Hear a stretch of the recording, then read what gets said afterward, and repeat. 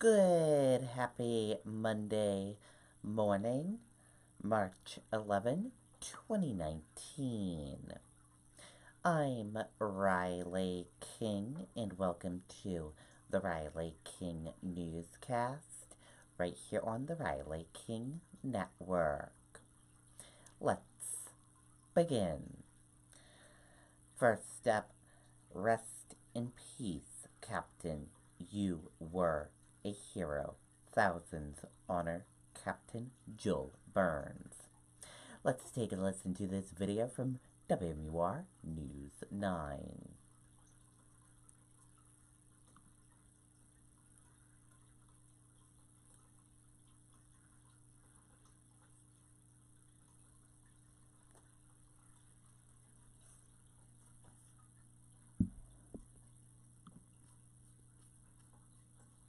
Do you need to replace your roof this year? Call Century Roofing today to arrange a free estimate. Call now to take advantage of our spring special and get $500 off your total roof replacement. Century Roofing, we've got you covered. A solemn display of camaraderie. Captain Barnes' brother and sister firefighters showing up in stunning numbers to say goodbye. The final actions of Berwick Fire Captain Joel Barnes were in fact truly heroic. Barnes is credited with saving the life of a fellow firefighter.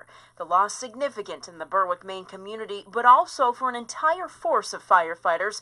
They came from across New England and even the nation to say goodbye to Barnes.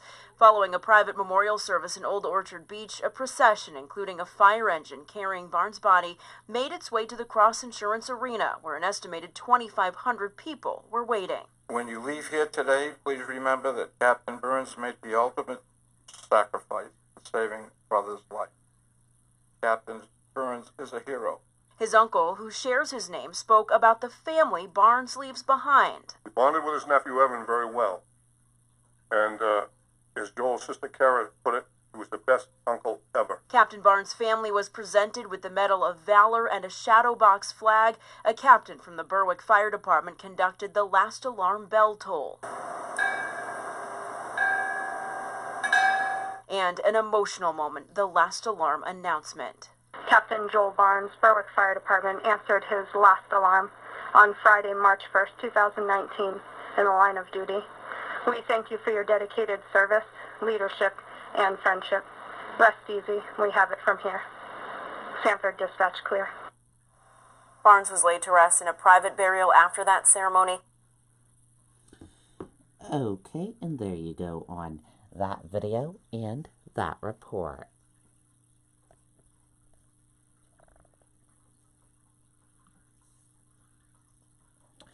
Merrimack man accused of impersonating police officer denies allegations.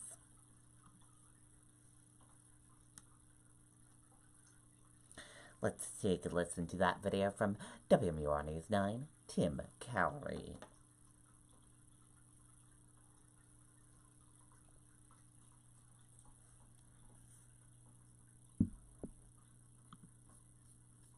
At Beltates, customers will find everything they need for a building project. The brand names you trust to perform. And with a fleet of over 50 delivery vehicles, we deliver when and where our customers need them. Beltates Building Products. 9 locations throughout New Hampshire and Massachusetts. Obadiah Croto was arrested on a warrant on Thursday. Investigators say the 22-year-old was seen on several occasions driving a green Dodge Charger similar to a New Hampshire State Police cruiser. The car had a light bar on the roof, laptop computer mounted, cameras. Which led many to believe it was the real deal. People were, in fact, confused that he was driving a car like that. Sergeant Brandon Gagnon says Croto stopped at multiple accident scenes in town. People actually believed that the police were already on scene just seeing that car there, when they were in fact not. At times, Croto was seen wearing a security uniform, claimed to be a first responder, and even offered medical aid. In one case, he tried accessing someone's personal information. In that particular instance, he showed up at a disabled vehicle and identified himself as a roadside service company and was seking personal information from the operator. Did he get anything? He did not. But in a phone interview with News 9, Croto is clearing his name. I'd say that there was a lot of allegations made that were incorrect. Croto says the car belongs to his company, Propel Entertainment, and that they provide executive protection and bodyguard services. I think one of the most important things left out was two things on the vehicle. Located on both sides of the vehicle are not only our logo and our name, but also in white lettering. It clearly states on the driver's door and the passenger's door that we are not a law enforcement agency. However, Merrimack police say that company is not registered with the state, a requirement by law. Sergeant Gagnon says what Croto did was illegal and dangerous. It's a Class B felony in New Hampshire, and just by itself of assuming the responsibilities of a police officer, whether you identify yourself or not, it still falls under that law. In Merrimack, I'm Tim Callery, WMUR News 9. Okay, and there you go on that video and that report.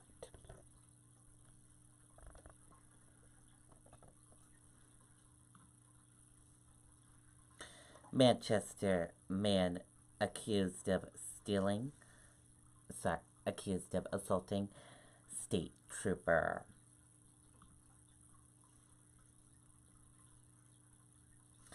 A man is facing an assault charge after officials say he pushed a state trooper in Bow on Sunday. Justin Reed, 34, of Manchester, has been charged with assault on a police officer, resisting arrest, and obstruction governmental administration. State police said it all begun about 8:30 a.m. when a trooper pulled over a car on Interstate 93 southbound and arrested the driver, Amy Haynes, on a drunk driving charge. Reed, who was a passenger, got out of the car and demanded to speak with Haynes, who had been taken into custody, state police said in a press release.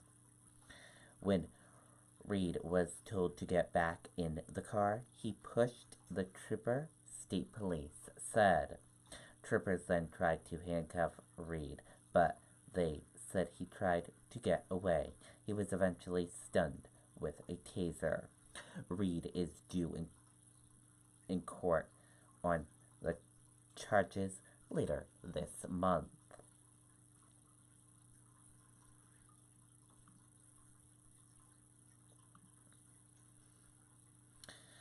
Newport man displaced after early morning fire.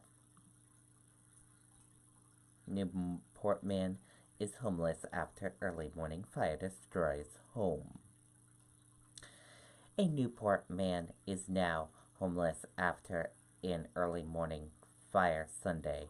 The incident happened on Maple Street just after 8 a.m. The resident was home at the time of the fire. He was asleep in his basement when the fire started. As smoke began to fill the building, the man was awoken by his pet cat. Police reported heavy smoke and fire coming from the roof. A single smoke detector was found in the kitchen area, but was reported as not working. Bradford Road was shut down for about 2 hours. Crews were able to control the fire just after 9:30 a.m. Officials say the home is considered a total loss. They believe the fire might have started by a wood stove in the basement. Firefighters were able to save and secure some valuable tools from the back of the house. Anyone with additional information is asked to contact the Newport Fire Department.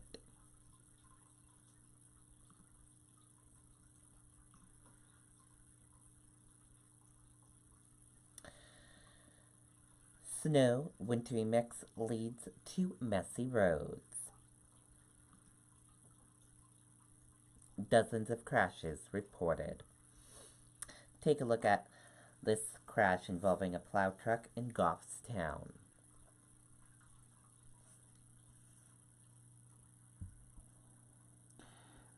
As you can see in this image here, a car and a plow truck crashed into each other in Goffstown, New Hampshire, yesterday.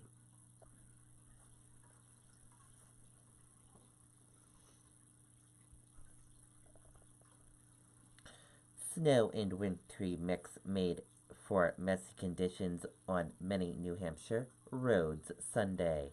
Dozens of crashes were reported throughout the state, though there were no major injuries.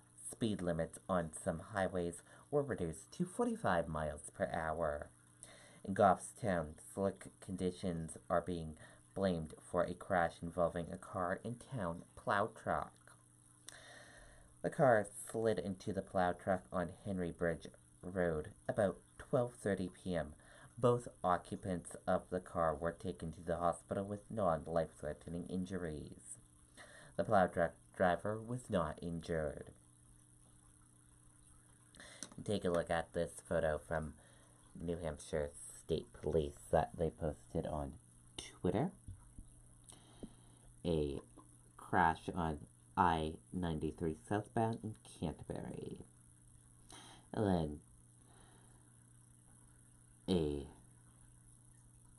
crash on I-93 southbound north of Hampton.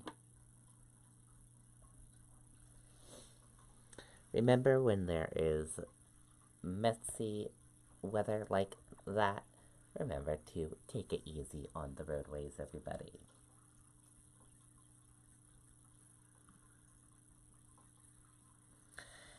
Maine fire chief dies from medical issue during fallen firefighter's funeral.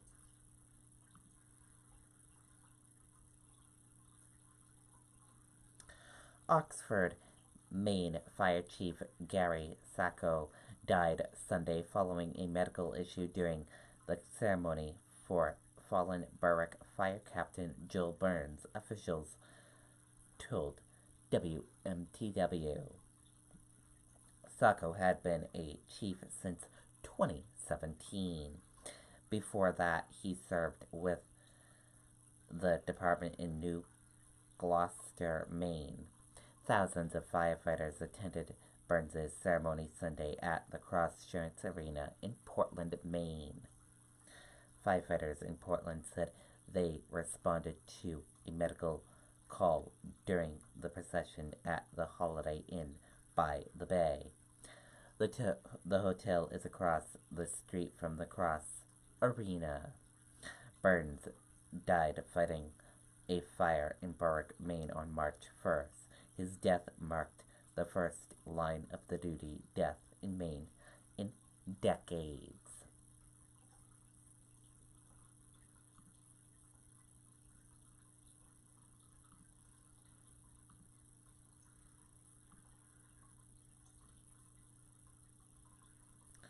Bernie Sanders visited New Hampshire for the first time since announcing candidacy.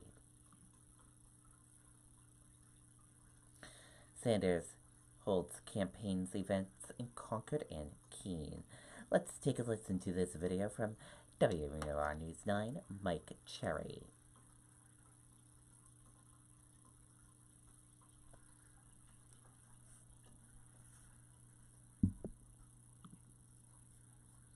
At Beltates, customers will find everything they need for a building project. The brand names you trust to perform. And with a fleet of over 50 delivery vehicles, we deliver when and where our customers need them. Beltates Building Products. 9 locations throughout New Hampshire and Massachusetts. With his sights set on 2020, presidential candidate Bernie Sanders took a moment to revisit history by thanking Granite Staters in Concord. To the people of New Hampshire, let me say that you helped begin the political revolution in 2016, and with your help on this campaign, we are going to complete what we started here. One of Sanders' main talking points today, unity. And he wasn't just talking about the relationship between voters. No matter ideology, Bernie says that whoever comes out of the Democratic Party, will get his support. Our job as candidates in debating the issues is not to tear each other down, but to have a serious discussion about our views and what we would do as president. In Keene, Sanders hammered home his mission to improve economic prosperity, universal health care, and make education affordable. But the senator also turned his slogan into a call to action. When we talk about us, not me, it is not a bumper sticker, although it may become a bumper sticker, who knows? But it is a profound political statement which has the advantage of being very true. That platform resonated with supporters who braved slippery roads to show support in person. It really will take everybody to come together and pass all these monumental legislations such as Medicare for all, Social Security expansion, Green New Deal, all of these. He's not going to do it alone. He needs all of us. In Keene, Mike Cherry, WMUR News 9. Okay, and there you go on that video and that report.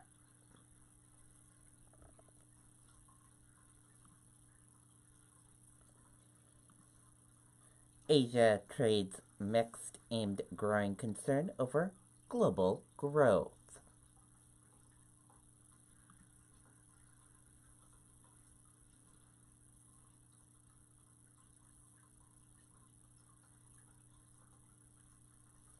Asia-Pacific markets traded mixed on Monday as investors remained cautious over a possible global economy slowdown after important data in the United States and China missed expectations last week.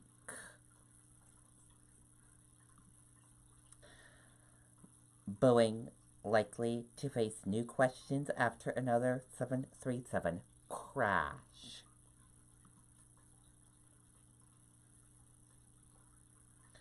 Sunday's deadly crash of Boeing 737 MAX 8 jet in Ethiopia bears striking similarities to an accident involving another MAX in October in Indonesia, but safety experts caution against drawing parallels too quickly. Sunday's devastation plane crash in Ethiopia could renew safety questions about the newest versions of Boeing's popular 737 airliner. The Boeing 737 MAX 8 operated by Ethiopia Airlines crashed shortly after taking off from the capital of Addis Ababa, killing all 157 people on board. And that did it for the Riley King Newscast right here on the Riley King Network. I hope you all have a great rest of your day, and I'll see you back here later on today for another newscast. Goodbye, everyone, and I'll have a news report coming up in a little bit.